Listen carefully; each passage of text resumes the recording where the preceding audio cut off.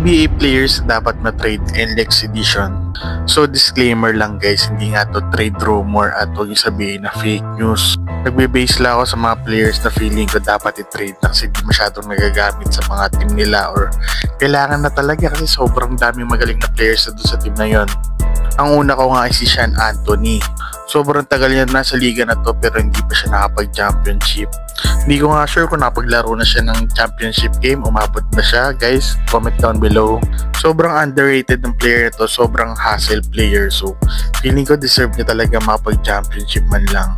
Kasi nakikita ko dito sa NLEX Road Warriors guys na feeling ko hindi naman sila competitive talaga. Kadalasan ginagawa yung NLEX Road Warriors na farm team ng TNT Tropang Giga. Tingin ko dapat matrade si Sean Anthony sa isang magaling na team. Hindi naman na siguro magagalit yung mga tao, no? Kasi sobrang tagal niya na dito sa liga na to. Kung sa MVP group nga, sana mapunta siya sa TNT Tropang Giga kasi doon sure na makapag-champion siya. Kasi nga, TNT Tropa ang paborito sa MVP group.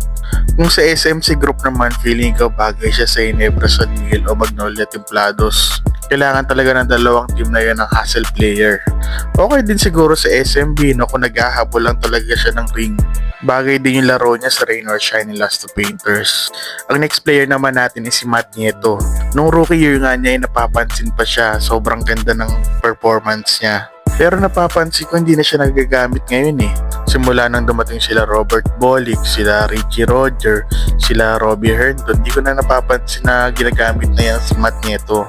Sayang ang potential ni Matt Nieto, kita naman na magaling siya no UAAP days niya sa Ateneo Blue Eagles. Siguro bagay din siya sa TNT Tropang Giga kasi yun nga sister team din naman, pwedeng may chance na makuha talaga siya dun.